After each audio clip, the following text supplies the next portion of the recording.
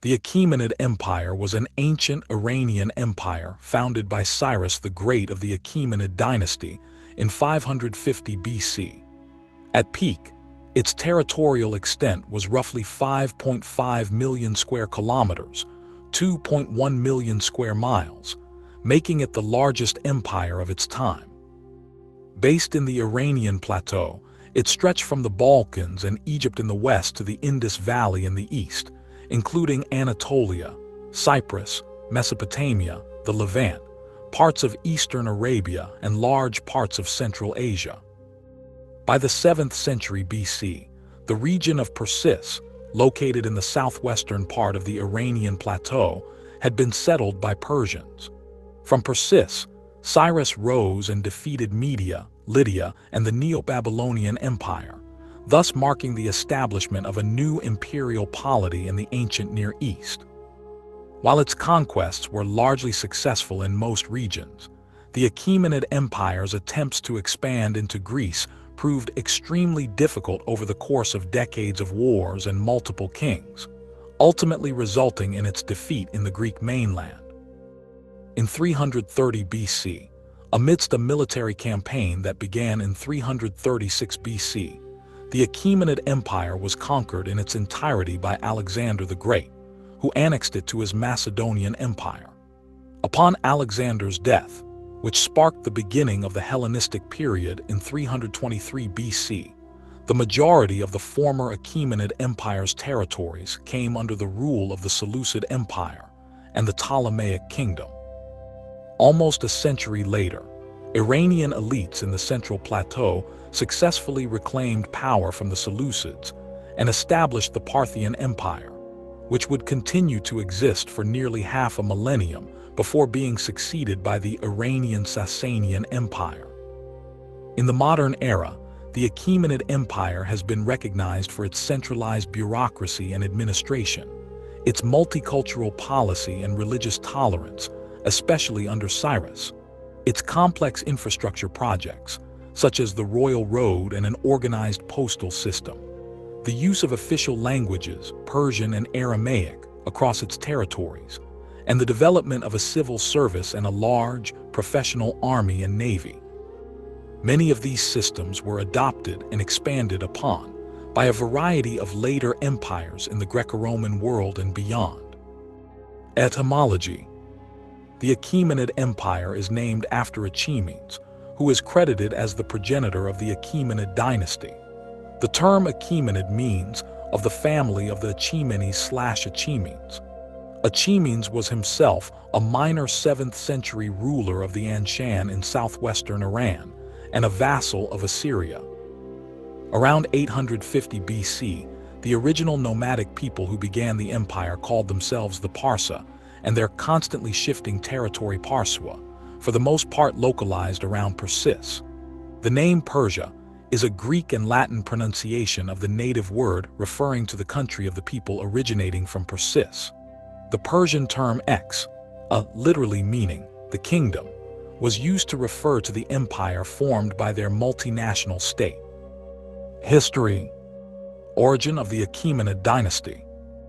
The Persian nation contains a number of tribes, the Pasargadae, Maripha, and Maspii, upon which all the other tribes are dependent. Of these, the Pasargadae are the most distinguished. They contain the clan of the Achaemenids from which spring the Persid kings. Other tribes are the Panthiali, Deruzii, Germanii, all of which are attached to the soil, the remainder the Dai, Mardi, Dropasai, Sagordi, being nomadic. Herodotus, Histories 1.101 and 125. The Achaemenid Empire was created by nomadic Persians. The Persians were Iranian people who arrived in what is today Iran c. 1000 BC and settled a region including northwestern Iran, the Zagros Mountains and Persis, alongside the native Elamites. The Persians were originally nomadic pastoralists in the western Iranian plateau. The Achaemenid Empire may not have been the first Iranian empire, as the Medes, another group of Iranian people, possibly established a short-lived empire when they played a major role in overthrowing the Assyrians. The Achaemenids were initially rulers of the Elamite city of Anshan, near the modern city of Marvdasht. The title King of Anshan was an adaptation of the earlier Elamite title King of Susa and Anshan. There are conflicting accounts of the identities of the earliest kings of Anshan. According to the Cyrus Cylinder, the oldest extant genealogy of the Achaemenids, the kings of Anshan were Taspes, Cyrus I, Cambyses I, and Cyrus II, also known as Cyrus the Great, who founded the empire. The later Behistun inscription, written by Darius the Great, claims that Taspes was the son of Achaemenes, and that Darius is also descended from Taspes through a different line, but no earlier texts mention Achaemenes. In Herodotus' histories, he writes that Cyrus the Great was the son of Cambyses I and Mandane of Media, the daughter of Astyages, the king of the Median Empire. Formation and expansion. 550s BC. Cyrus revolted against the Median Empire in 553 BC, and in 550 BC succeeded in defeating the Medes, capturing Astyages, and taking the Median capital city of Ecbatana. Once in control of Ecbatana, Cyrus styled himself as the successor to Astyages and assumed control of the entire empire. By inheriting Astyages' empire, he also inherited the territorial conflicts the Medes had with both Lydia and the Neo-Babylonian Empire. 540s BC. King Croesus of Lydia sought to take advantage of the new international situation by advancing into what had previously been Median territory in Asia Minor. Cyrus led a counterattack which not only fought off Croesus' armies, but also led to the capture of Sardis and the fall of the Lydian kingdom in 546 BC.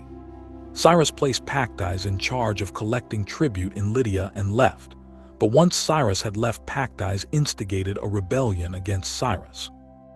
Cyrus sent the Median general Mazares to deal with the rebellion, and Pactyes was captured. Mazares, and after his death Harpagus, set about reducing all the cities which had taken part in the rebellion. The subjugation of Lydia took about 4 years in total. When the power in Ecbatana changed hands from the Medes to the Persians, many tributaries to the Median Empire believed their situation had changed and revolted against Cyrus. This forced Cyrus to fight wars against Bactria and the nomadic Saka in Central Asia. During these wars, Cyrus established several garrison towns in Central Asia, including the Syropolis. 530s BC. Nothing is known of Persia-Babylon relations between 547 and 539 BC, but it is likely that there were hostilities between the two empires for several years, leading up to the War of 540-539 BC and the fall of Babylon. In October 539 BC, Cyrus won a battle against the Babylonians at Opis, then took Sippar without a fight before finally capturing the city of Babylon on 12 October, where the Babylonian king Nabonidus was taken prisoner. Upon taking control of the city, Cyrus depicted himself in propaganda as restoring the divine order which had been disrupted by Nabonidus, who had promoted the cult of sin rather than Marduk, and he also portrayed himself as restoring the heritage of the Neo-Assyrian Empire by comparing himself to the Assyrian king Ashurbanipal. Cyrus is credited with freeing the people of Judah from their exile and with authorizing the reconstruction of much of Jerusalem, including the Second Temple. 520s BC.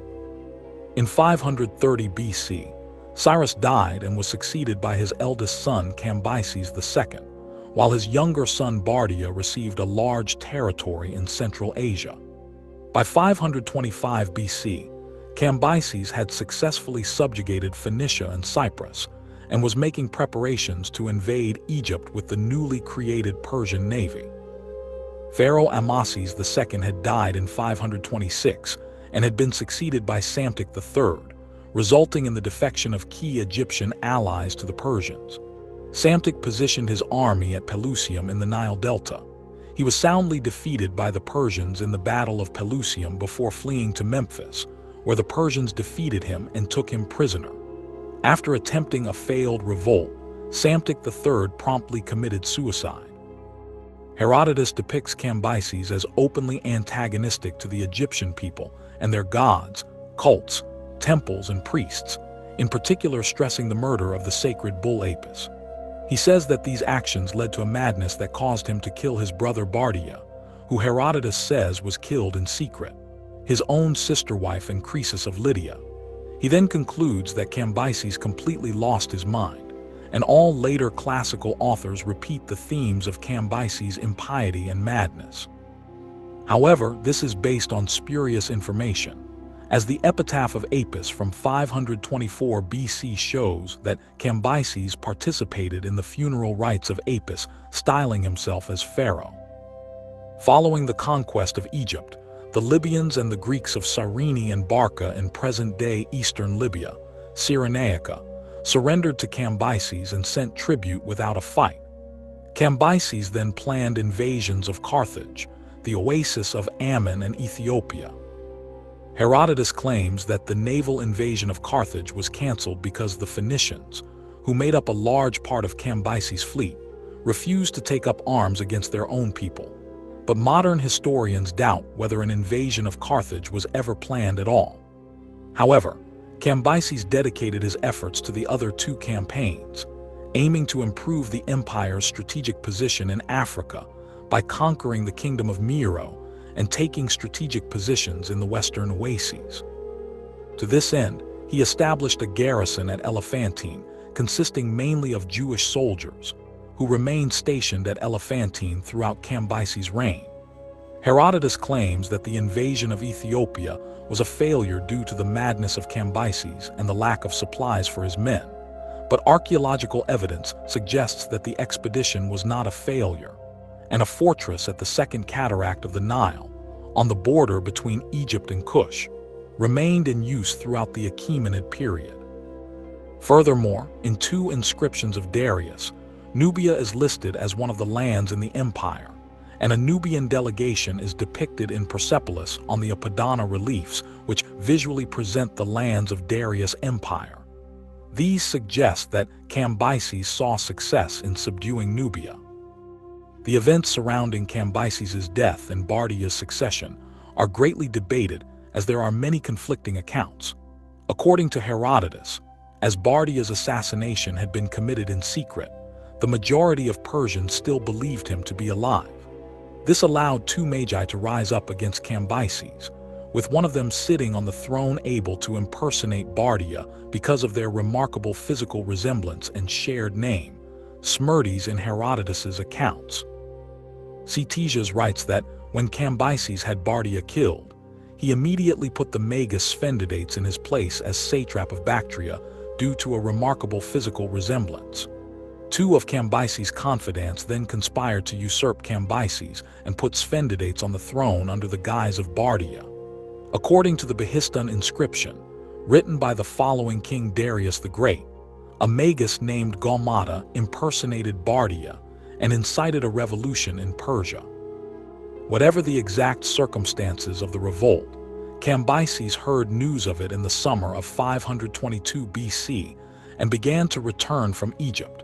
But he was wounded in the thigh in Syria and died of gangrene, so Bardia's impersonator became king. The account of Darius is the earliest, and although the later historians all agree on the key details of the story, that a magus impersonated Bardia and took the throne, this may have been a story created by Darius to justify his own usurpation. Iranologist Pierre Bryant hypothesizes that Bardia was not killed by Cambyses, but waited until his death in the summer of 522 BC to claim his legitimate right to the throne, as he was then the only male descendant of the royal family. Bryant says that although the hypothesis of a deception by Darius is generally accepted today, nothing has been established with certainty at the present time, given the available evidence. According to the Behistun inscription, Gaumata ruled for 7 months before being overthrown in 522 BC by Darius the Great. The Magi, though persecuted, continued to exist, and a year following the death of the first pseudo-Smerdis, Gaumata, saw a second pseudo-Smerdis, Vahiazd, attempt a coup. The coup, though initially successful, failed. Herodotus writes that the native leadership debated the best form of government for the empire. 510s BC. Ever since the Macedonian king Amyntas I surrendered his country to the Persians in about 512–511, Macedonians and Persians were strangers no more as well. The subjugation of Macedonia was part of Persian military operations initiated by Darius the Great, 521–486. In 513, after immense preparations, a huge Achaemenid army invaded the Balkans and tried to defeat the European Scythians roaming to the north of the Danube River. Darius' army subjugated several Thracian people and virtually all other regions that touched the European part of the Black Sea, such as parts of modern Bulgaria, Romania, Ukraine, and Russia, before it returned to Asia Minor. Darius left in Europe one of his commanders named Megabazus, whose task was to accomplish conquests in the Balkans. The Persian troops subjugated gold-rich Thrace, the coastal Greek cities, and defeated and conquered the powerful Paeonians. Finally, Megabazus sent envoys to Amyntas, demanding acceptance of Persian domination, which the Macedonians did. The Balkans provided many soldiers for the multi-ethnic Achaemenid army. Many of the Macedonian and Persian elite intermarried, such as the Persian official Bubares who married Amyntas' daughter Gygia. Family ties that the Macedonian rulers Amyntas and Alexander enjoyed with Bubares ensured them good relations with the Persian kings Darius and Xerxes I, who was also known as Xerxes the Great. The Persian invasion led indirectly to Macedonia's rise in power, and Persia had some common interests in the Balkans. With Persian aid, the Macedonians stood to gain much at the expense of some Balkan tribes such as the Paeonians and Greeks. All in all, the Macedonians were willing and useful Persian allies. Macedonian soldiers fought against Athens and Sparta in Xerxes I's army. The Persians referred to both Greeks and Macedonians as Ionians, their term for Greeks, and to Macedonians specifically as Yon Takabara, or Greeks with hats that look like shields, possibly referring to the Macedonian Kaja hat. 5th century BC. By the 5th century BC, the kings of Persia were either ruling over or had subordinated territories encompassing not just all of the Persian plateau and all of the territories formerly held by the Assyrian Empire, Mesopotamia, the Levant, Cyprus, and Egypt, but beyond this, all of Anatolia and Armenia, as well as the southern Caucasus and parts of the North Caucasus, Azerbaijan, Uzbekistan, Tajikistan, Bulgaria, Paeonia, Thrace, and Macedonia to the north and west. Most of the Black Sea coastal regions, parts of Central Asia as far as the Aral Sea, the Oxus and Jaxartes to the north and northeast, the Hindu Kush and the western Indus Basin, corresponding to modern Afghanistan and Pakistan to the far east, parts of northern Arabia to the south, and parts of eastern Libya, Cyrenaica to the southwest, and parts of Oman, China, and the UAE. Greco-Persian Wars. The Ionian Revolt in 499 BC, and associated revolts in Aeolis, Doris, Cyprus, and Caria, were military rebellions by several regions of Asia Minor against Persian rule, lasting from 499 to 493 BC. At the heart of the rebellion was the dissatisfaction of the Greek cities of Asia Minor, with the tyrants appointed by Persia to rule them, along with the individual actions of two Milesian tyrants, Histiaeus and Aristagoras. In 499 BC, the then tyrant of Miletus, Aristagoras, launched a joint expedition with the Persian satrap Artaphernes to conquer Naxos, in an attempt to bolster his position in Miletus, both financially and in terms of prestige. The mission was a debacle, and sensing his imminent removal as a tyrant, Aristagoras chose to incite the whole of Ionia into rebellion against the Persian king, Darius I, who was commonly known as Darius the Great. The Persians continued to reduce the cities along the west coast that still held out against them, before finally imposing a peace settlement in 493 BC on Ionia that was generally considered to be both just and fair. The Ionian Revolt constituted the first major conflict between Greece and the Achaemenid Empire, and as such represents the first phase of the Greco-Persian Wars. Asia Minor had been brought back into the Persian fold, but Darius had vowed to punish Athens and Eretria for their support of the revolt. Moreover, seeing that the political situation in Greece posed a continued threat to the stability of his empire, he decided to embark on the conquest of all of Greece. The first campaign of the invasion was to bring the territories in the Balkan Peninsula back within the empire. The Persian grip over these territories had loosened following the Ionian Revolt. In 492 BC, the Persian general Mardonius resubjugated Thrace and made Macedonia a fully subordinate part of the empire. It had been a vassal as early as the late 6th century BC, but retained a great deal of autonomy. However, in 490 BC, the Persian forces were defeated by the Athenians at the Battle of Marathon, and Darius I would die before having the chance to launch an invasion of Greece. Xerxes I, 485–465 BC, son of Darius I, vowed to complete the job. He organized a massive invasion aiming to conquer Greece. His army entered Greece from the north in the spring of 480 BC, meeting little or no resistance through Macedonia and Thessaly, but was delayed by a small Greek force for 3 days at Thermopylae. A simultaneous naval battle of Artemisium was tactically indecisive, as large storms destroyed ships from both sides. The battle was stopped prematurely when the Greeks received news of the defeat at Thermopylae and retreated. The battle was a tactical victory for the Persians, giving them uncontested control of Artemisium and the Aegean Sea. Following his victory at the Battle of Thermopylae, Xerxes sacked the evacuated city of Athens and prepared to meet the Greeks at the strategic isthmus of Corinth and the Saronic Gulf. In 480 BC, the Greeks won a decisive victory over the Persian fleet at the Battle of Salamis and forced Xerxes to retire to Sardis. The land army which he left in Greece under Mardonius retook Athens but was eventually destroyed in 479 BC at the Battle of Plataea. The final defeat of the Persians at Mycale encouraged the Greek cities of Asia to revolt, and the Persians lost all of their territories in Europe, with Macedonia once again becoming independent. Artabanus, the commander of the royal bodyguard and the most powerful official in the Persian court, assassinated Xerxes with the help of a eunuch, Achaemenid. The exact year and date of Xerxes' assassination is disputed among historians. Cultural phase and Zoroastrian reforms. After Xerxes I was assassinated, he was succeeded by his eldest surviving son Artaxerxes. It was during his reign that Elamite ceased to be the language of government, and Aramaic gained in importance. It was probably during this reign that the solar calendar was introduced as the national calendar. Under Artaxerxes I, Zoroastrianism became the de facto religion of the empire.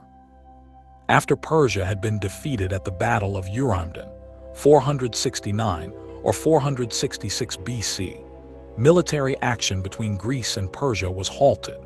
When Artaxerxes I took power, he introduced a new Persian strategy of weakening the Athenians by funding their enemies in Greece. This indirectly caused the Athenians to move the treasury of the Delian League from the island of Delos to the Athenian Acropolis.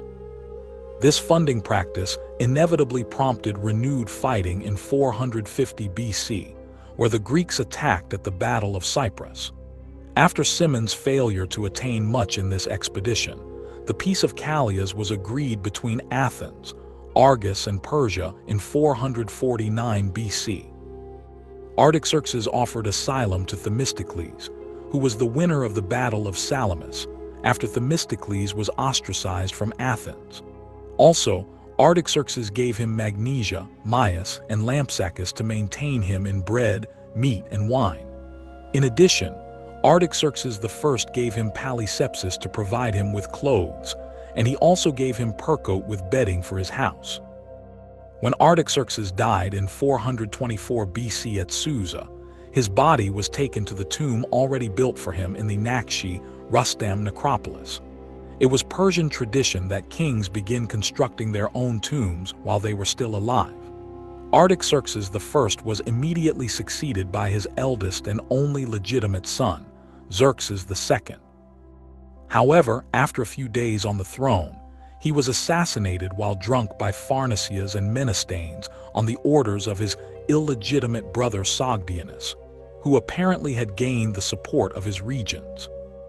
Sogdianus reigned for 6 months and 15 days before being captured by his half-brother, Achaemenid, who had rebelled against him.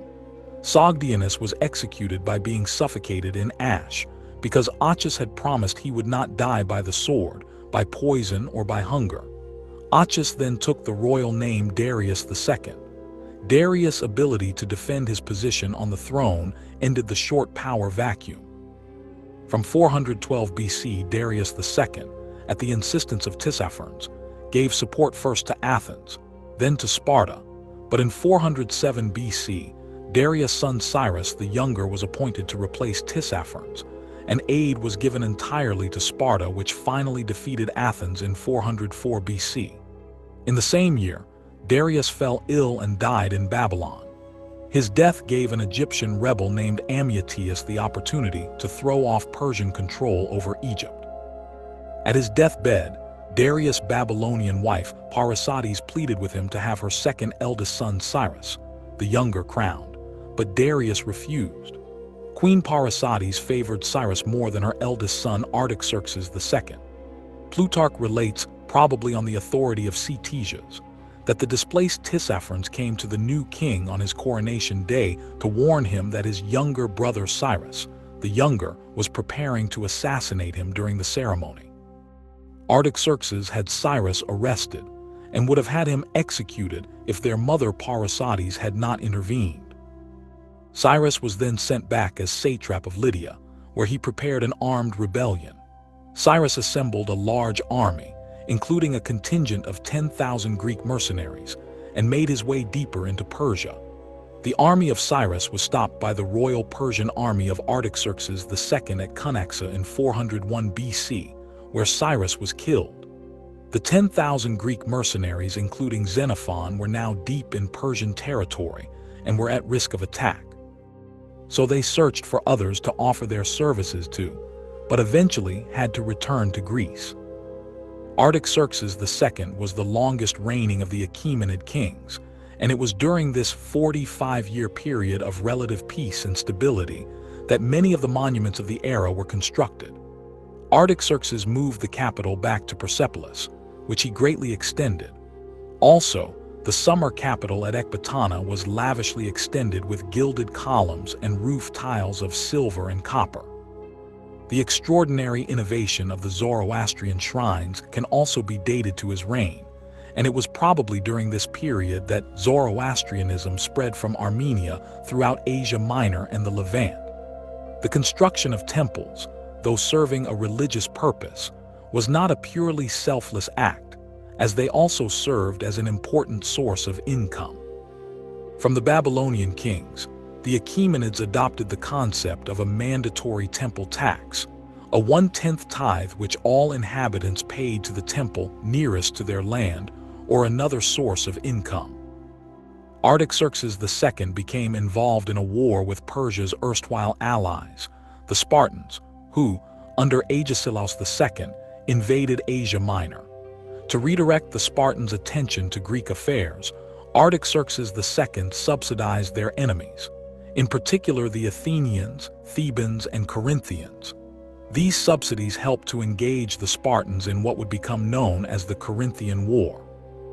In 387 BC, Artaxerxes II betrayed his allies and came to an arrangement with Sparta, and in the Treaty of Antalcidas, he forced his erstwhile allies to come to terms. This treaty restored control of the Greek cities of Ionia and Iales on the Anatolian coast to the Persians, while giving Sparta dominance on the Greek mainland. In 385 BC, he campaigned against the Cajusians. Although successful against the Greeks, Artaxerxes II had more trouble with the Egyptians, who had successfully revolted against him at the beginning of his reign.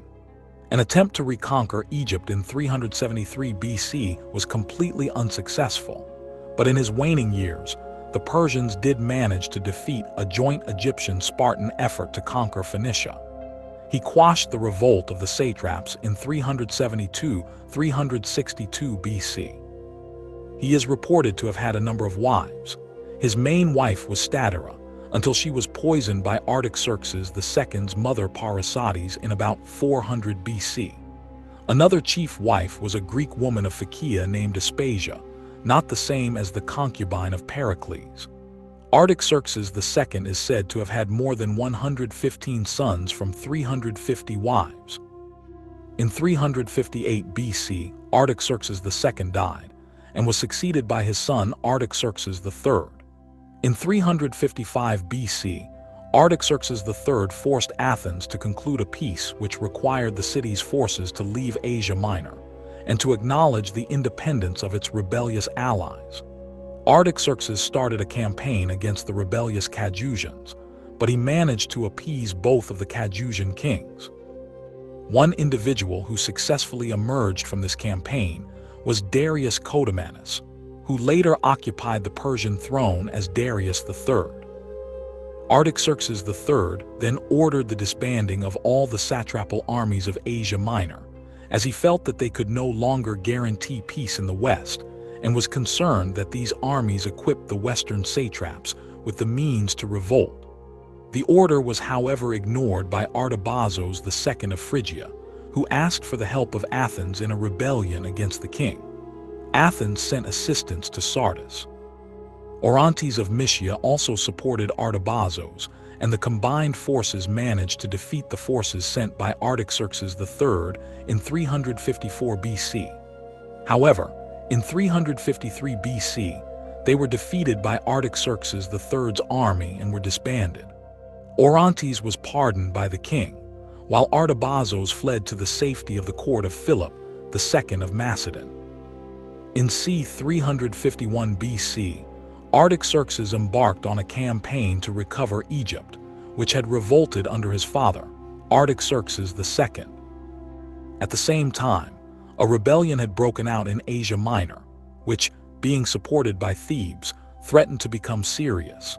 Levying a vast army, Artaxerxes invaded Egypt and engaged in fighting with Nectanebo II. After a year of fighting the Egyptian pharaoh, Nectanebo inflicted a crushing defeat on the Persians with the support of mercenaries led by the Greek generals Diophantus and Lamius.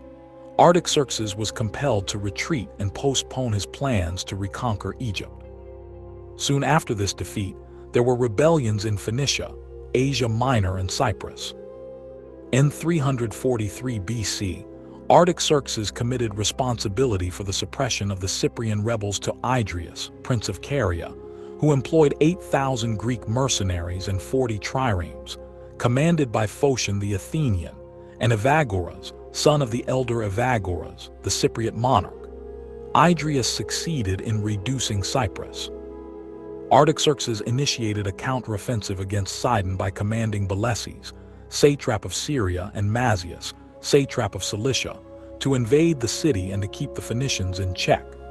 Both satraps suffered crushing defeats at the hands of Tens, the Sidonese king, who was aided by 40,000 Greek mercenaries sent to him by Nectanebo II and commanded by Mentor of Rhodes. As a result, the Persian forces were driven out of Phoenicia. After this, Artaxerxes personally led an army of 330,000 men against Sidon. Artaxerxes' army comprised 300,000 foot soldiers, 30,000 cavalry, 300 triremes, and 500 transports or provision ships. After gathering this army, he sought assistance from the Greeks. Though refused aid by Athens and Sparta, he succeeded in obtaining 1,000 Theban heavy-armed hoplites under Lacrates, 3,000 Argives under Nicostratus, and 6,000 Oleans, Ionians, and Dorians from the Greek cities of Asia Minor. This Greek support was numerically small, amounting to no more than 10,000 men, but it formed, together with the Greek mercenaries from Egypt who went over to him afterward, the force on which he placed his chief reliance, and to which the ultimate success of his expedition was mainly due. The approach of Artaxerxes sufficiently weakened the resolution of Tens that he endeavored to purchase his own pardon by delivering up 100 principal citizens of Sidon into the hands of the Persian king, and then admitting Artaxerxes within the defenses of the town. Artaxerxes had the 100 citizens transfixed with javelins, and when 500 more came out as supplicants to seek his mercy, Artaxerxes consigned them to the same fate. Sidon was then burnt to the ground, either by Artaxerxes or by the Sidonian citizens. 40,000 people died in the conflagration. Artaxerxes sold the ruins at a high price to speculators, who calculated on reimbursing themselves by the treasures which they hoped to dig out from among the ashes. Tens was later put to death by Artaxerxes. Artaxerxes later sent Jews who supported the revolt to Hyrcania on the south coast of the Caspian Sea. Second conquest of Egypt. The reduction of Sidon was followed closely by the invasion of Egypt. In 343 BC, Artaxerxes III, in addition to his 330,000 Persians, had now a force of 14,000 Greeks furnished by the Greek cities of Asia Minor, 4,000 under Mentor, consisting of the troops that he had brought to the aid of Tens from Egypt, 3,000 sent by Argos, and 1,000 from Thebes. He divided these troops into 3 bodies, and placed at the head of each a Persian and a Greek. The Greek commanders were Lacrates of Thebes, Mentor of Rhodes, and Nicostratus of Argos, while the Persians were led by Rhasaces, Aristazines, and Bagoas, the chief of the eunuchs. Nectanebo II resisted with an army of 100,000, of whom 20,000 were Greek mercenaries. Nectanebo II occupied the Nile and its various branches with his large navy. The character of the country, intersected by numerous canals and full of strongly fortified towns, was in his favor, and Nectanebo II might have been expected to offer a prolonged, if not even a successful, resistance. However, he lacked good generals, and overconfident in his own powers of command, he was outmaneuvered by the Greek mercenary generals, and his forces were eventually defeated by the combined Persian armies. After his defeat, Nectanebo hastily fled to Memphis, leaving the fortified towns to be defended by their garrisons. These garrisons consisted of partly Greek and partly Egyptian troops, between whom jealousies and suspicions were easily sown by the Persian leaders. As a result, the Persians were able to rapidly reduce numerous towns across Lower Egypt, and were advancing upon Memphis when Nectanebo decided to quit the country and flee southwards to Ethiopia. The Persian army completely routed the Egyptians and occupied the lower delta of the Nile. Following Nectanebo fleeing to Ethiopia, all of Egypt submitted to Artaxerxes. The Jews in Egypt were sent either to Babylon or to the south coast of the Caspian Sea, the same location that the Jews of Phoenicia had earlier been sent. After this victory over the Egyptians, Artaxerxes had the city walls destroyed, started a reign of terror, and set about looting all the temples. Persia gained a significant amount of wealth from this looting. Artaxerxes also raised high taxes and attempted to weaken Egypt enough that it could never revolt against Persia. For the 10 years that Persia controlled Egypt, believers in the native religion were persecuted and sacred books were stolen. Before Artaxerxes returned to Persia, he appointed Pharandares as satrap of Egypt. With the wealth gained from his reconquering Egypt, Artaxerxes was able to amply reward his mercenaries. He then returned to his capital, having successfully completed his invasion of Egypt. After his success in Egypt, Artaxerxes returned to Persia and spent the next few years effectively quelling insurrections in various parts of the empire, so that a few years after his conquest of Egypt, the Persian Empire was firmly under his control. Egypt remained a part of the Persian Empire from then until Alexander the Great's conquest of Egypt. After the conquest of Egypt, there were no more revolts or rebellions against Artaxerxes. Mentor and Bagoas, the 2 generals who had most distinguished themselves in the Egyptian campaign, were advanced to posts of the highest importance. Mentor, who was governor of the entire Asiatic seaboard, was successful in reducing to subjection many of the chiefs who during the recent troubles had rebelled against Persian rule. In the course of a few years, Mentor and his forces were able to bring the whole Asian Mediterranean coast into complete submission and dependence. Bagoas went back to the Persian capital with Artaxerxes, where he took a leading role in the internal administration of the empire and maintained tranquility throughout the rest of the empire. During the last 6 years of the reign of Artaxerxes III, the Persian Empire was governed by a vigorous and successful government. The Persian forces in Ionia and Lycia regained control of the Aegean and the Mediterranean Sea and took over much of Athens' former island empire. In response, Isocrates of Athens started giving speeches calling for a crusade against the barbarians, but there was not enough strength left in any of the Greek city-states to answer his call. Although there were no rebellions in the Persian Empire itself, the growing power and territory of Philip II of Macedon in Macedon, against which Demosthenes was in vain warning the Athenians, attracted the attention of Artaxerxes. In response, he ordered that Persian influence was to be used to check and constrain the rising power and influence of the Macedonian kingdom. In 340 BC, a Persian force was dispatched to assist the Thracian prince, Cercops, to maintain his independence. Sufficient effective aid was given to the city of Perinthus that the numerous and well-appointed army with which Philip had commenced his siege of the city was compelled to give up the attempt. By the last year of Artaxerxes' rule, Philip II already had plans in place for an invasion of the Persian Empire, which would crown his career, but the Greeks would not unite with him. In 338 BC, Artaxerxes was poisoned by Bagoas with the assistance of a physician. Fall to Alexander III of Macedon.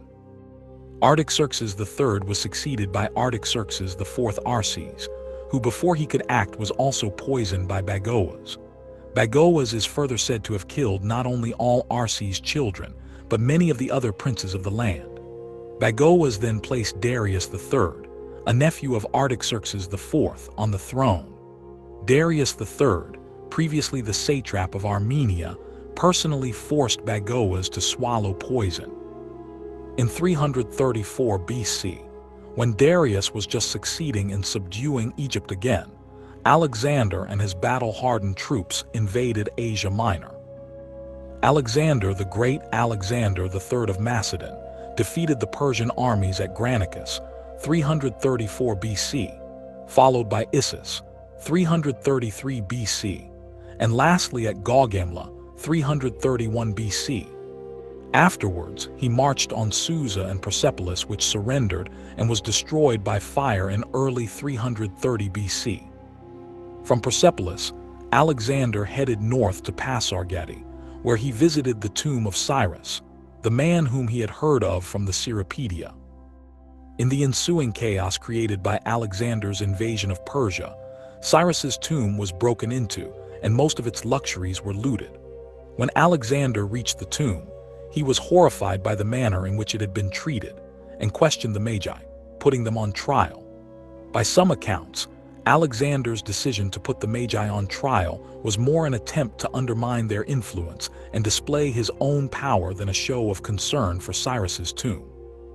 Regardless, Alexander the Great ordered Aristobulus to improve the tomb's condition and restore its interior, showing respect for Cyrus. From there, he headed to Ecbatana, where Darius III had sought refuge. Darius III was taken prisoner by Bessus, his Bactrian satrap and kinsman. As Alexander approached, Bessus had his men murder Darius III and then declared himself Darius' successor, as Artaxerxes V, before retreating into Central Asia, leaving Darius' body in the road to delay Alexander, who brought it to Persepolis for an honorable funeral. Bessus would then create a coalition of his forces to create an army to defend against Alexander. Before Bessus could fully unite with his confederates at the eastern part of the empire, Alexander, fearing the danger of Bessus gaining control, found him, put him on trial in a Persian court under his control, and ordered his execution in a cruel and barbarous manner. Alexander generally kept the original Achaemenid administrative structure, leading some scholars to dub him as the last of the Achaemenids. Upon Alexander's death in 323 BC, his empire was divided among his generals, the Diadochi, resulting in a number of smaller states. The largest of these, which held sway over the Iranian plateau, was the Seleucid Empire, ruled by Alexander's general Seleucus I Nicator. Native Iranian rule would be restored by the Parthians of northeastern Iran over the course of the 2nd century BC through the Parthian Empire. Descendants in later Persian dynasties. Frateraka of the Seleucid Empire. Several later Persian rulers, forming the Frateraka dynasty, are known to have acted as representatives of the Seleucids in the region of Frs. They ruled from the end of the 3rd century BC to the beginning of the 2nd century BC, and Vabars or obtained independence c. 150 BC, when Seleucid power waned in the areas of southwestern Persia and the Persian Gulf region. Kings of Persis under the Parthian Empire. During an apparent transitional period corresponding to the reigns of D-Frad, D II and another uncertain king, no titles of authority appeared on the reverse of their coins. The earlier title Frateraka had disappeared. Under Darius I, however, the new title of MLK, or king, appeared, sometimes with the mention of Persis, suggesting that the kings of Persis had become independent rulers. When the Parthian Arsacid king Mithridates I, 171 to 138 BC, took control of Persis, he left the Persian dynasts in office, known as the kings of Persis, and they were allowed to continue minting coins with the title of MLK, king. Sasanian Empire. With the reign of Bur, the son of Pag, the kingdom of Persis then became a part of the Sasanian Empire. Bur's brother and successor, Artaxerxes V, defeated the last legitimate Parthian king, Artabanos V, in 224 AD, and was crowned at Ctesiphon as Ardashir I, Han-Rn, becoming the first king of the new Sasanian Empire. Kingdom of Pontus. The Achaemenid line would also be carried on through the Kingdom of Pontus, based in the Pontus region of northern Asia Minor. This Pontic kingdom, a state of Persian origin, may even have been directly related to Darius I and the Achaemenid dynasty. It was founded by Mithridates I in 281 BC and lasted until its conquest by the Roman Republic in 63 BC.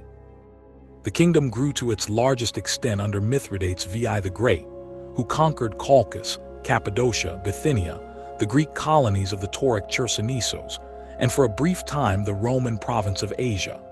Thus, this Persian dynasty managed to survive and prosper in the Hellenistic world while the main Persian Empire had fallen. Despite Greek influence on the Kingdom of Pontus, Pontics continued to maintain their Achaemenid lineage. Both the later dynasties of the Parthians and Sasanians would on occasion claim Achaemenid descent. Recently, there has been some corroboration for the Parthian claim to Achaemenid ancestry via the possibility of an inherited disease, neurofibromatosis, demonstrated by the physical descriptions of rulers and from the evidence of familial disease on ancient coinage. Government. Cyrus the Great founded the empire as a multi-state empire, governed from 4 capital cities, Pasargadae, Babylon, Susa, and Ecbatana. The Achaemenids allowed a certain amount of regional autonomy in the form of the satrapy system. A satrapy was an administrative unit, usually organized on a geographical basis. A satrap, governor, was the governor who administered the region. A general supervised military recruitment and ensured order, and a state secretary kept the official records. The general and the state secretary reported directly to the satrap as well as the central government. At differing times, there were between 20 and 30 satrapies. Cyrus the Great created an organized army including the Immortals unit, consisting of 10,000 highly trained soldiers. Cyrus also formed an innovative postal system throughout the empire, based on several relay stations called Chaparkane. Persepolis administrative archives provide many insights into the Achaemenid government system. Found at Persepolis in the 1930s, they are mostly in Elamite. The remains of more than 10,000 of these cuneiform documents have been uncovered. Aramaic is represented by about 1,000 or more original records. Only one tablet in Old Persian has been identified so far. Also, many seals and seal impressions are found in these Persepolis archives. These documents represent administrative activity and flow of data in Persepolis over more than 50 consecutive years. 509–457 BC. Coinage.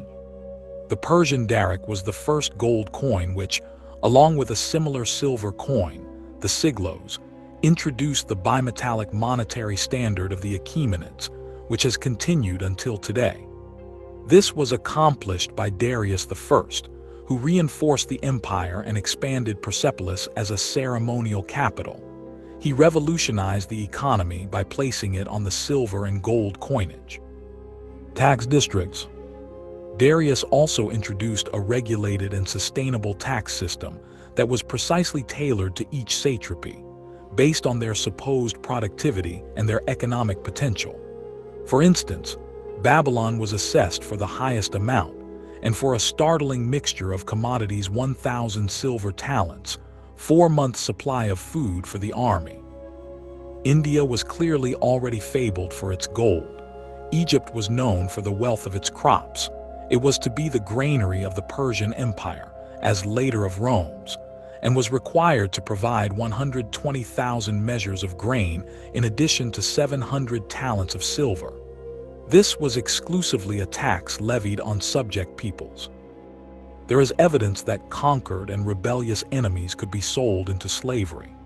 Alongside its other innovations in administration and taxation, the Achaemenids may have been the first government in the ancient Near East to register private slave sales and tax them using an early form of sales tax. Other accomplishments of Darius' reign included the codification of the Ta, a universal legal system which would become the basis of later Iranian law, and the construction of a new capital at Persepolis. Transportation and communication. Under the Achaemenids, trade was extensive, and there was an efficient infrastructure that facilitated the exchange of commodities in the far reaches of the empire. Tariffs on trade, along with agriculture and tribute, were major sources of revenue for the empire. The satrapies were linked by a 2,500-kilometer highway, the most impressive stretch being the royal road from Susa to Sardis. Built under the command of Darius I, it connected the Iranian plateau to Central Asia and the Mediterranean. It featured stations and caravanserais at specific intervals. The relays of mounted couriers, the Angarium, could reach the remotest of areas in 15 days. Herodotus observes that there is nothing in the world that travels faster than these Persian couriers. Neither snow, nor rain, nor heat, nor gloom of night stays these courageous couriers from the swift completion of their appointed rounds. Despite the relative local independence given by the satrapy system, royal inspectors, the eyes and ears of the king, toured the empire and reported on local conditions. Another highway of commerce was the Great Khorasan Road, an informal mercantile route that originated in the fertile lowlands of Mesopotamia and snaked through the Zagros highlands, through the Iranian plateau and Afghanistan into the Central Asian regions of Samarkand, Merv, and Fergana, allowing for the construction of frontier cities like Syropolis. Following Alexander's conquests, this highway allowed for the spread of cultural syncretic fusions like Greco-Buddhism into Central Asia and China, as well as empires like the Kushan, Indo-Greek, and Parthian to profit from trade between East and West. This route was greatly rehabilitated and formalized during the Abbasid Caliphate, during which it developed into a major component of the famed Silk Road. Military. Despite its humble origins in Persis, the empire reached an enormous size under the leadership of Cyrus the Great. Cyrus created a multi-state empire where he allowed regional rulers, satraps, to rule as his proxy over a certain designated area of his empire called a satrapy. The basic rule of governance was based upon loyalty and obedience of each satrapy to the central power, or the king, and compliance with tax laws. Due to the ethno-cultural diversity of the subject nations under the rule of Persia, its enormous geographic size, and the constant struggle for power by regional competitors, the creation of a professional army was necessary for both maintenance of the peace and to enforce the authority of the king in cases of rebellion and foreign threat. Cyrus managed to create a strong land army, using it to advance in his campaigns in Babylonia, Lydia, and Asia Minor, which after his death was used by his son Cambyses II in Egypt against Psamtik III. Cyrus would die battling a local Iranian insurgency in the empire before he could have a chance to develop a naval force. That task would fall to Darius I, who would officially give Persians their own royal navy to allow them to engage their enemies on multiple seas of this vast empire, from the Black Sea and the Aegean Sea to the Persian Gulf, Ionian Sea, and the Mediterranean Sea. Ethnic composition. The empire's great armies were, like the empire itself, very diverse, having Persian, Macedonian, European Thracian, Paeonians, Medes, Achaean Greeks, Scythians, Hyrcanians, Assyrians, Chaldeans, Bactrians, Saki, Aryans, Parthians, Caucasian Albanians, Chorasmians, Sogdians, Gandharans, Dattaki, Caspians, Sarangi, Paktis, Usians, Mysians, Phoenicians, Judeans, Egyptians, Cyprians, Cilicians, Pamphylians, Lycians, Dorians of Asia, Carians, Ionians, Aegean Islanders, Aeolian, Greeks from Pontus, Paracanians, Arabians, Ethiopians of Africa, Ethiopians of Baluchistan, Libyans, Paphlagonian, Lygis, Mashani, Mariandani, Cappadocians, Phrygians, Armenians, Lydians, Mysians, Asian Thracians, Lassona, Emilii, Moscae, Tibareni, Macrons, Mossynoci, Mares, Colchians, Alerodians, Sasprians, Red Sea Islanders, Sagartians, Hindush, Aerdi, Bacii, Chalcidians, Brygians, Pyrians, Perhebai, Aeneans, Dolopes, and Magnesians. Infantry.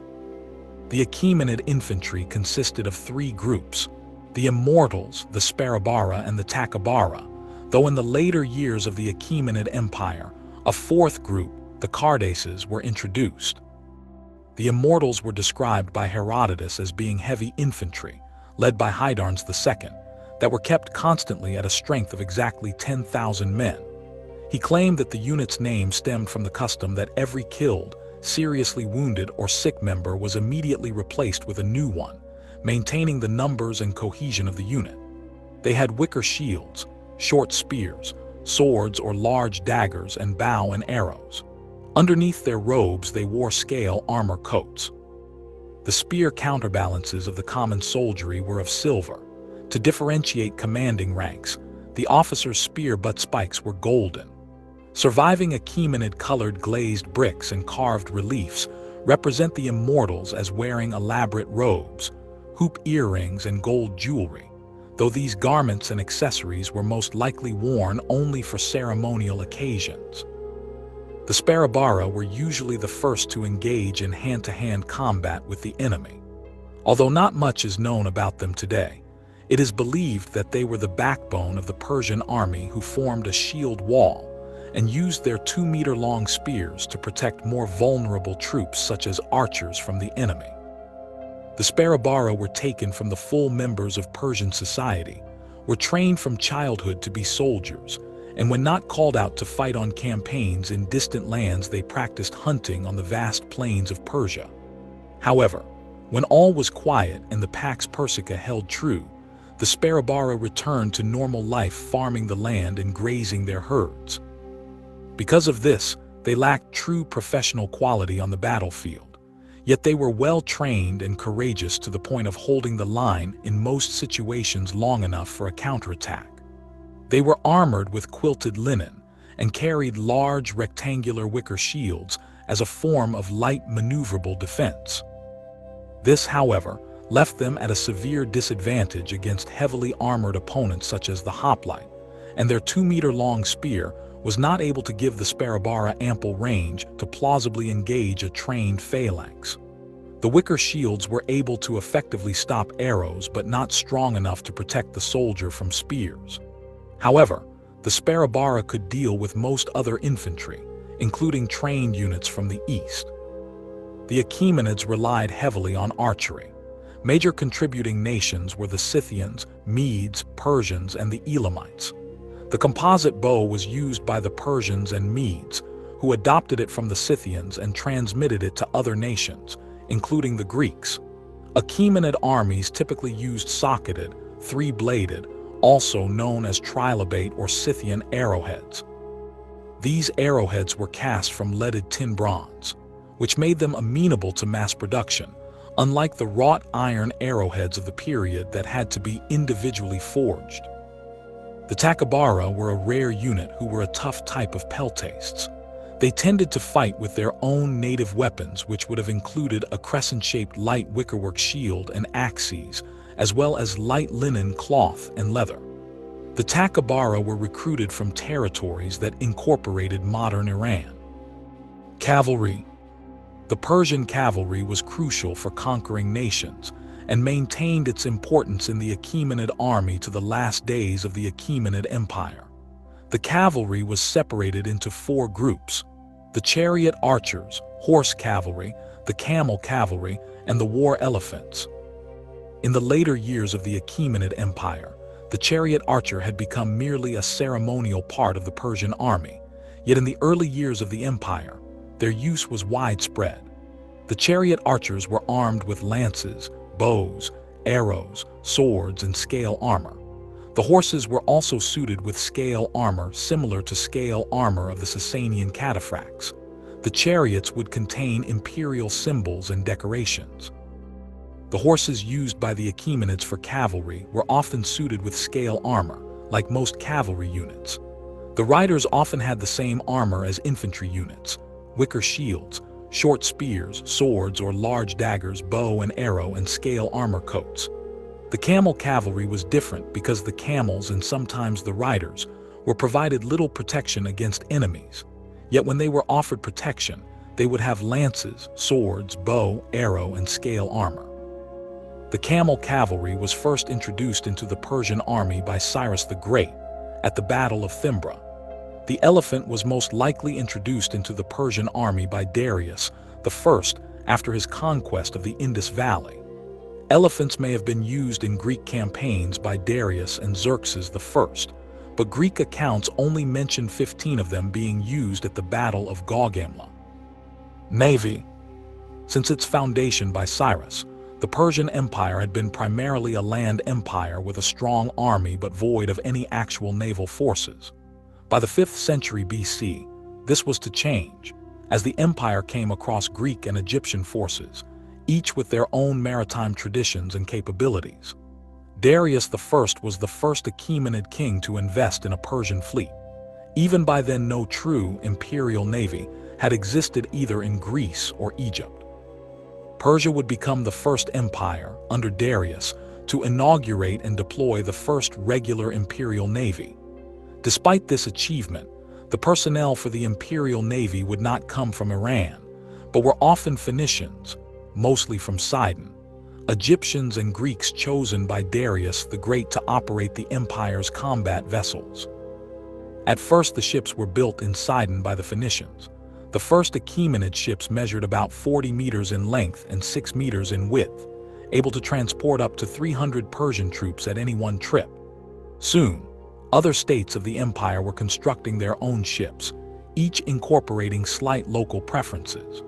The ships eventually found their way to the Persian Gulf, and Persian naval forces laid the foundation for a strong Persian maritime presence there.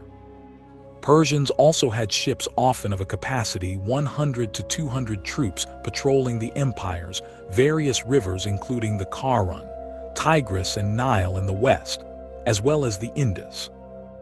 The Achaemenid navy established bases located along the Karun and in Bahrain, Oman, and Yemen.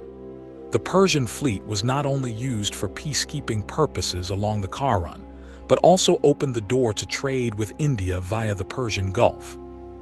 Darius's navy was in many ways a world power at the time, but it would be Artaxerxes II who in the summer of 397 BC would build a formidable navy, as part of a rearmament which would lead to his decisive victory at Knidos in 394 BC, re-establishing Achaemenid power in Ionia.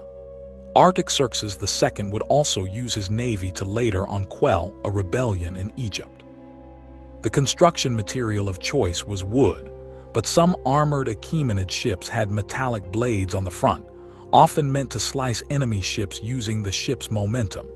Naval ships were also equipped with hooks on the side to grab enemy ships or to negotiate their position. The ships were propelled by sails or manpower. The ships the Persians created were unique. As far as maritime engagement, the ships were equipped with two mangonels that would launch projectiles such as stones or flammable substances. Xenophon describes his eyewitness account of a massive military bridge created by joining 37 Persian ships across the Tigris. The Persians used each boat's buoyancy to support a connected bridge above which supply could be transferred. Herodotus also gives many accounts of the Persians using ships to build bridges. Darius I, in an attempt to subdue the Scythian horsemen north of the Black Sea, crossed over at the Bosphorus, using an enormous bridge made by connecting Achaemenid boats, then marched up to the Danube, crossing it by means of a second boat bridge. The bridge over the Bosphorus essentially connected the nearest tip of Asia to Europe, encompassing at least some 1,000 meters of open water, if not more. Herodotus describes the spectacle and calls it the Bridge of Darius. Strait called Bosphorus, across which the Bridge of Darius had been thrown, is 120 furlongs in length, reaching from the Euxine to the Propontis. The Propontis is 500 furlongs across and 1,400 long. Its waters flow into the Hellespont, the length of which is 400 furlongs.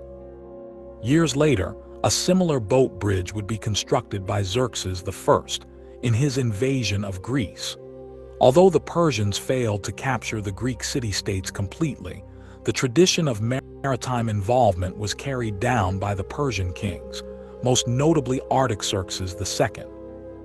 Years later, when Alexander invaded Persia, and during his advancement into India, he took a page from the Persian art of war by having Hephaestion and Perdiccas construct a similar boat bridge at the Indus River in India in the spring of 327 BC.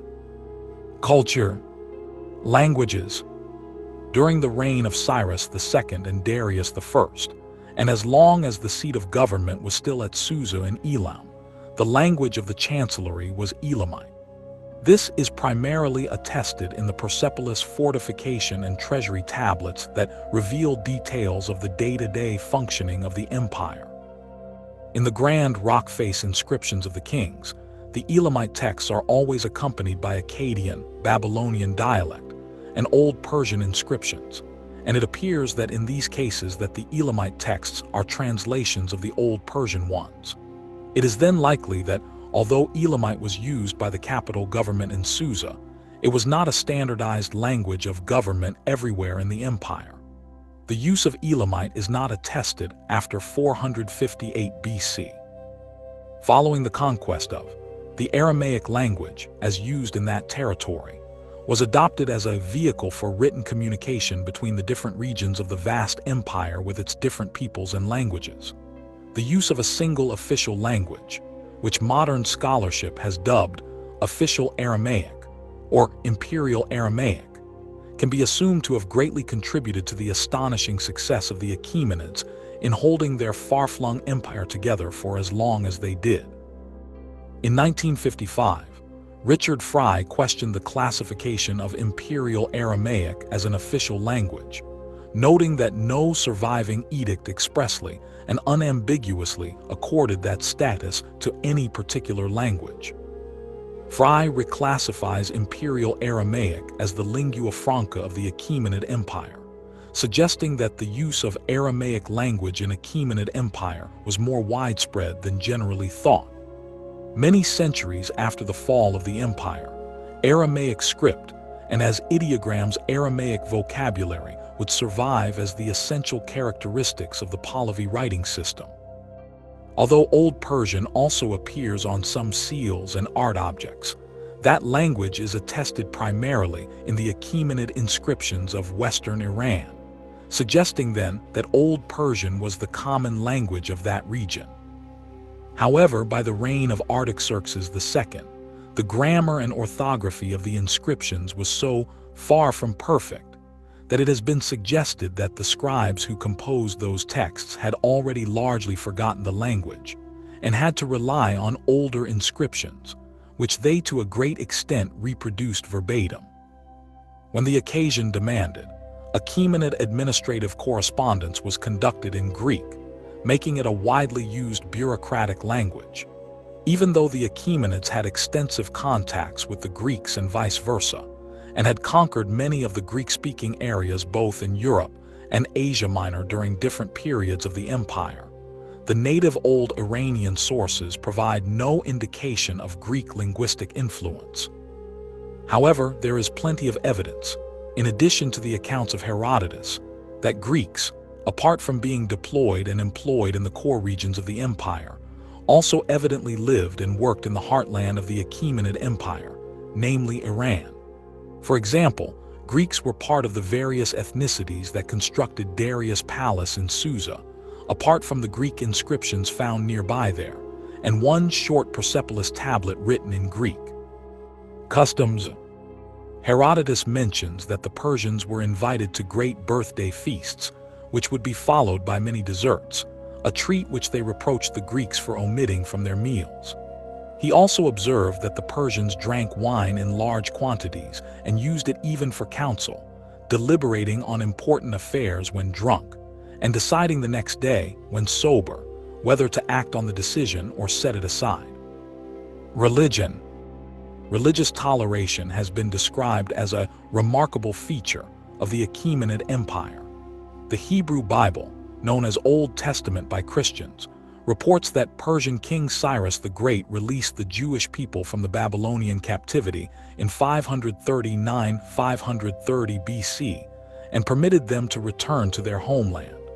Cyrus the Great assisted in the restoration of the sacred places of various cities.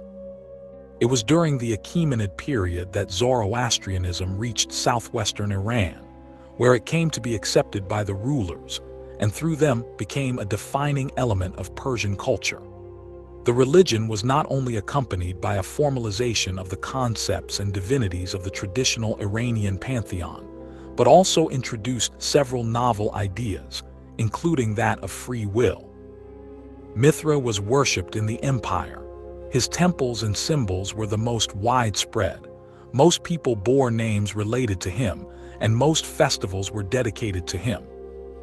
During the reign of Artaxerxes I and Darius II, the Greek historian Herodotus wrote, "The Persians have no images of the gods, no temples nor altars, and consider the use of them a sign of folly. This comes, I think, from their not believing the gods to have the same nature with men, as the Greeks imagine." He claims the Persians offer sacrifice to the sun and moon, to the earth, to fire, to water, and to the winds. These are the only gods whose worship has come down to them from ancient times. At a later period, they began the worship of Urania, which they borrowed from the Arabians and Assyrians. Mylitta is the name by which the Assyrians know this goddess, to whom the Persians referred as Anahita. The Babylonian scholar and priest Berossus records, although writing over 70 years after the reign of Artaxerxes II, that the emperor had been the first to make cult statues of divinities, and have them placed in temples in many of the major cities of the empire. Berossus also substantiates Herodotus when he says the Persians knew of no images of gods until Artaxerxes II erected those images. On the means of sacrifice, Herodotus adds, "They raise no altar, light no fire, pour no libations." Herodotus also observed that no prayer or offering can be made without a magus present. Women. The position of women in the Achaemenid Empire varied depending on the culture to which they belonged, and therefore differed by region.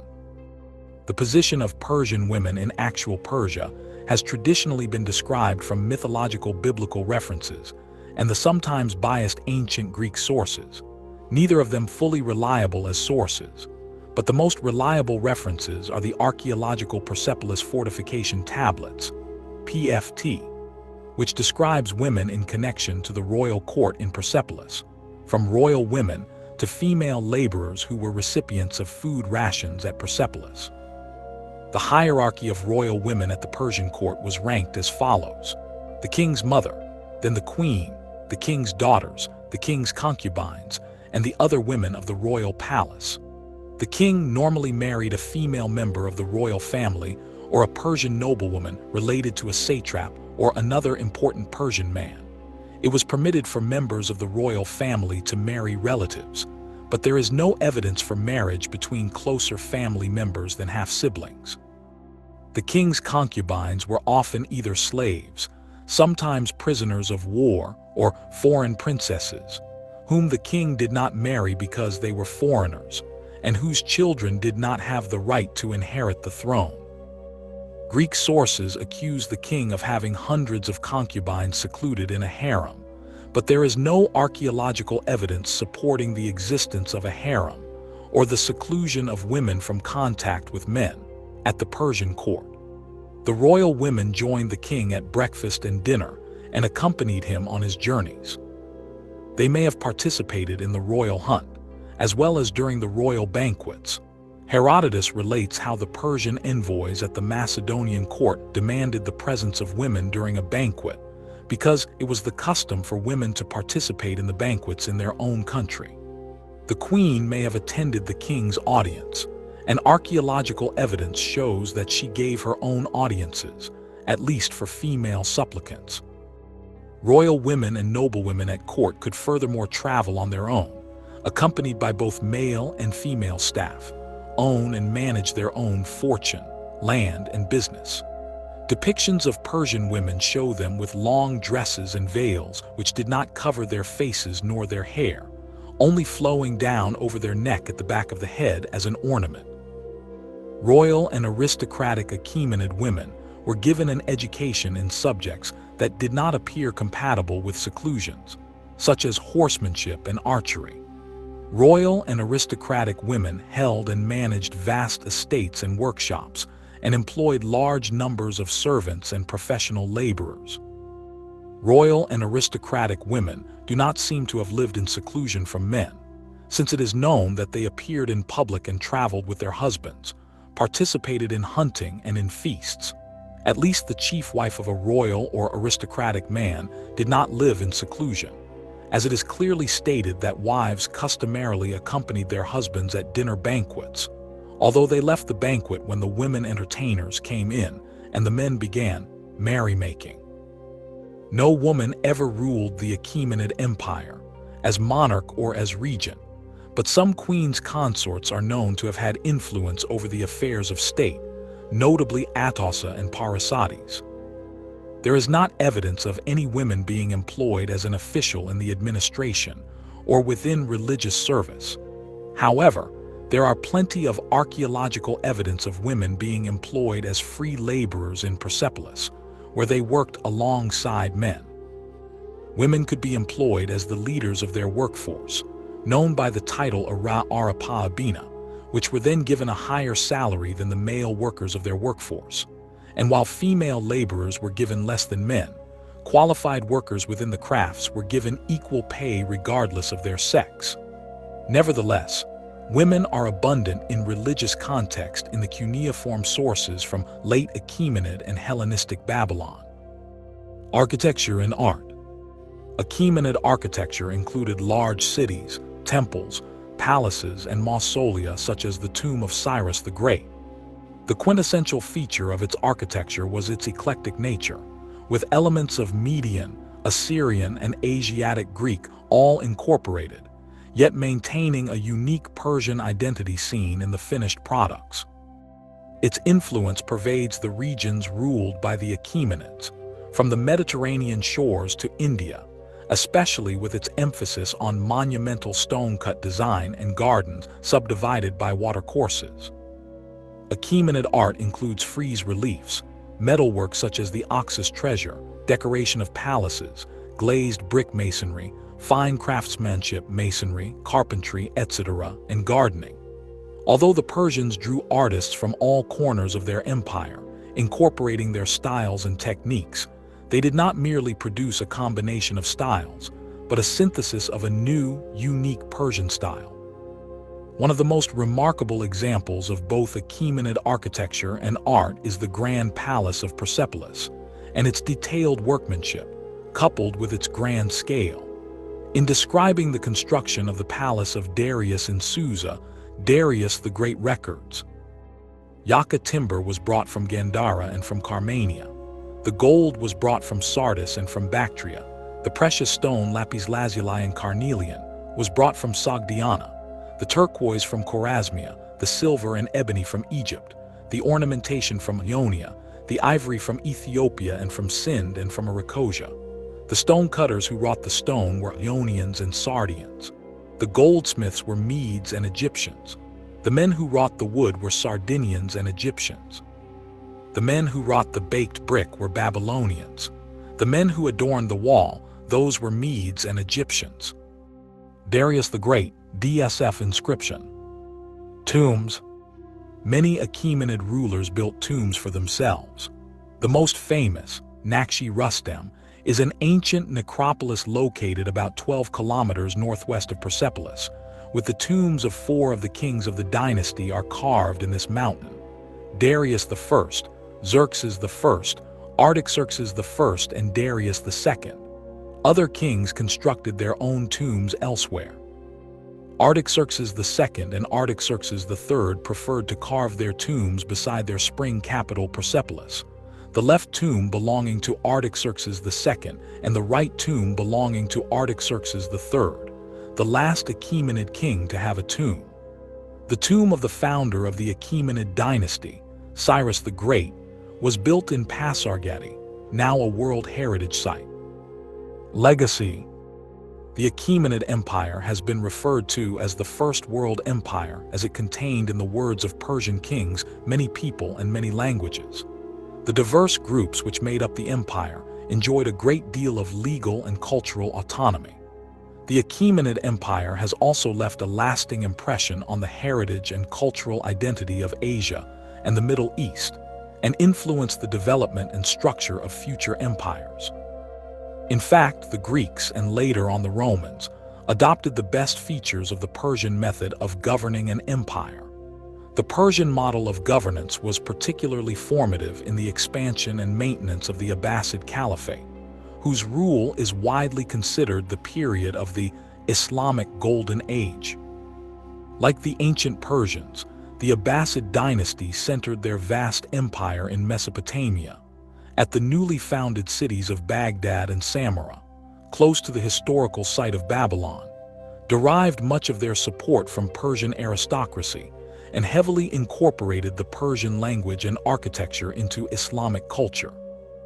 The Achaemenid Empire is noted in Western history as the antagonist of the Greek city-states during the Greco-Persian Wars, and for the emancipation of the Jewish exiles in Babylon.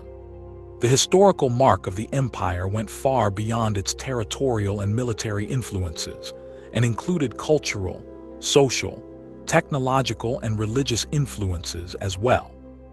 For example, many Athenians adopted Achaemenid customs in their daily lives in a reciprocal cultural exchange, some being employed by or allied to the Persian kings.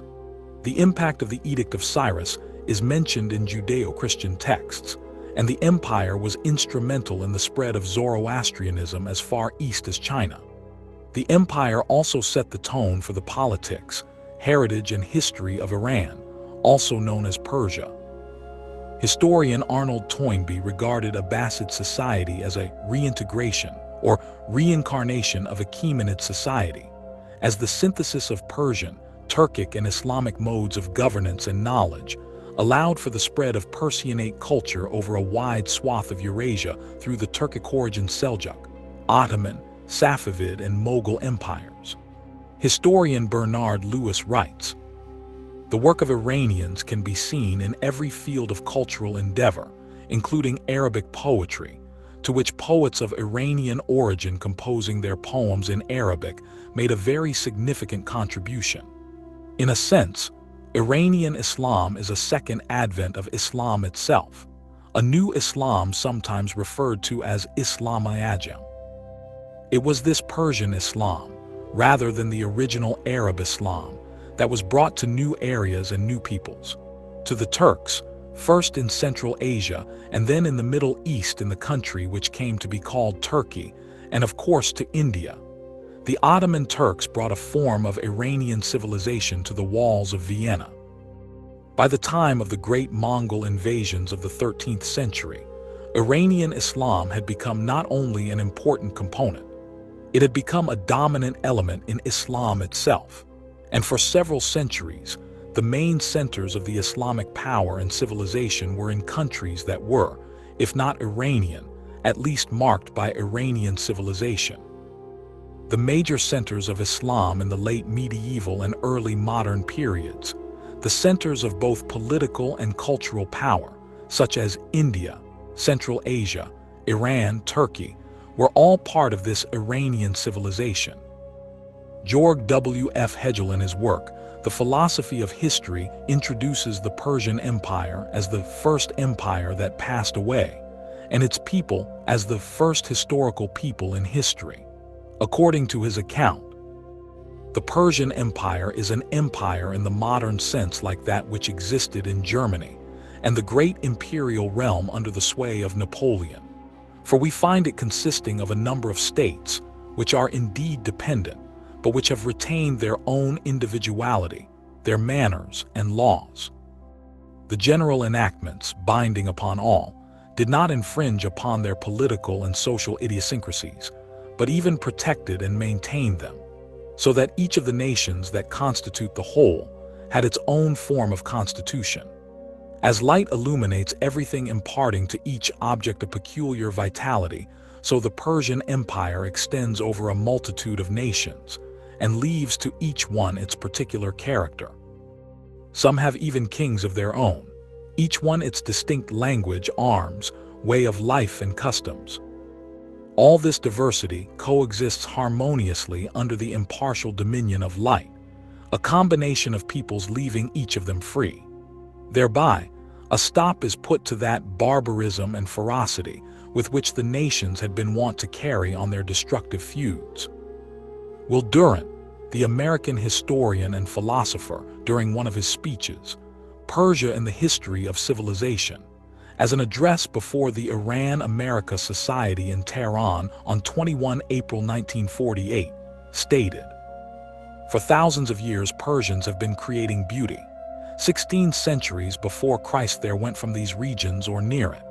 You have been here a kind of watershed of civilization, pouring your blood and thought and art and religion eastward and westward into the world. I need not rehearse for you again the achievements of your Achaemenid period. Then for the first time in known history, an empire almost as extensive as the United States received an orderly government, a competence of administration, a web of swift communications, a security of movement by men and goods on majestic roads, equaled before our time only by the zenith of imperial Rome.